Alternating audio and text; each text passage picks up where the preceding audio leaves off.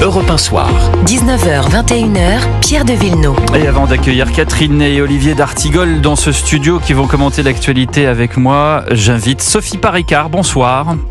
Bonsoir. Merci d'être en ligne avec nous sur Europe 1 en direct. Vous êtes professeur des universités en droit privé et sciences criminelles, spécialiste du droit de la famille et des personnes. Vous êtes membre de la chaire UNESCO Éthique, Sciences et Société. Le statut de l'enfant à naître est au cœur du procès Pierre Palmade. Je vous signale par la même occasion que les plaidoiries de la défense viennent d'avoir lieu, que les jurés sont partis en délibéré et que Pierre Palmade, qui s'est vu requérir 5 ans de prison, dont 2 fermes avec mandat de dépôt différé, sera donc présenté à un juge de la liberté et de la détention qui va donc statuer sur la peine de prison ferme. Je vous disais, Sophie Paricard, que le statut de l'enfant à naître est à nouveau au cœur de ce procès et se pose à nouveau cette question, parce que c'est pas la première fois que dans un procès se pose cette question. Un bébé, et je vous pose la question, un bébé en parfaite santé dans le ventre de sa mère n'est donc pas considéré comme une personne une fois qu'il ne vit plus? C'est ça, c'est-à-dire qu'un enfant, tant qu'il n'est pas né vivant, n'est pas une personne pour le droit. Pourquoi ? Alors, ce n'est pas une personne pour le droit parce qu'il faut bien distinguer qu'il y a une grande distinction en droit entre la personne et la chose. Mmh. Et tout ce qui n'est pas une personne est une chose. Et la personne est toute personne humaine vivante. Donc, toute personne humaine vivante est protégée par les valeurs du code pénal et notamment par l'incrimination d'homicide. Mais dès lors qu'un fœtus n'est pas né vivant, il ne fait pas partie de la catégorie des personnes humaines.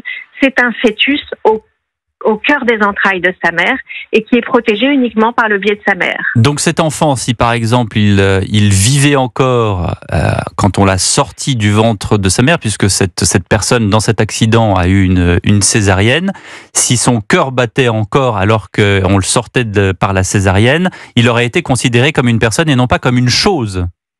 Tout à fait. Il suffit de naître vivant pour être considéré comme une personne. Mais quand un fœtus est extrait par césarienne et n'a pas vécu, il n'est pas considéré comme une personne humaine. Et la jurisprudence a toujours été constante là-dessus ? La jurisprudence a toujours été constante sur ce point. La Cour de cassation l'a réaffirmé à plusieurs reprises.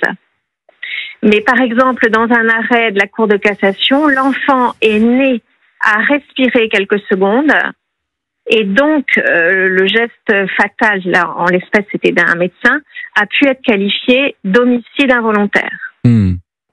Mais on a déjà eu une espèce semblable à l'affaire Palmade, et la Cour de cassation a été très claire, puisque l'enfant n'était pas né vivant, il n'est pas considéré comme une personne humaine, et donc n'est pas susceptible d'être protégé par l'incrimination d'homicide. Question pour vous de Catherine Ney. Oui, il y a une loi qui a été votée en juillet 21 qui permet aux familles qui ont eu un enfant mort-né de pouvoir l'inscrire sur leur livret de famille et même lui donner un nom et une sépulture. C'est bien que ça n'est pas, la loi veut bien reconnaître que ça n'est pas seulement une chose.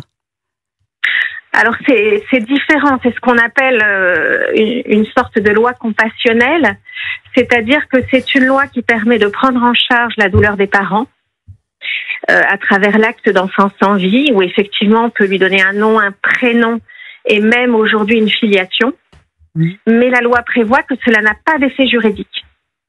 C'est simplement C'est-à-dire aussi... que ça ne lui confère pas le statut de personne. Oui, oui. C'est terrible à dire, mais c'est une sorte de lot de consolation pour les parents. Oui, c'est un peu ça. C'est une loi compassionnelle qui prend en charge la douleur, mais qui finalement n'a pas d'effet juridique. Et pour enlever aussi un poids aux enfants à venir, de ne pas être des enfants de remplacement. Oui, c'est ça aussi. C'est-à-dire que c'est une loi qui a un effet psychologique, et on peut quand même le saluer, mais qui n'a pas d'effet juridique. Sur le fait que l'enfant n'est pas considéré comme une personne dès lors qu'il est mort in utero, est-ce que ça a un lien avec deux choses qui sont l'IVG et l'IMG, qui est l'interruption médicale de grossesse? Ça a un lien, bien sûr, dans la mesure où l'IVG ne peut être mise en place que parce que l'enfant n'est pas considéré comme une personne.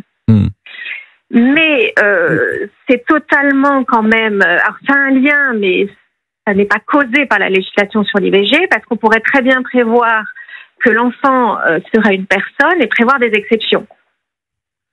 Et donc que la femme puisse avorter dans des conditions prévues par la loi. Donc ça n'est pas vraiment la législation sur l'IVG qui empêche la qualification de personne humaine. D'accord, ça avait le mérite d'être précisé. Il est 19h25, je sais que vous devez nous quitter, Sophie Paricard. Merci beaucoup d'avoir passé quelques minutes en direct pour nous éclaircir sur ce point de droit qui est fondamental dans cette affaire. Merci beaucoup à vous, madame. 19h25, on continue la suite des programmes avec Catherine et Olivier d'Artigol. Tout va bien, on est sur Europe 1.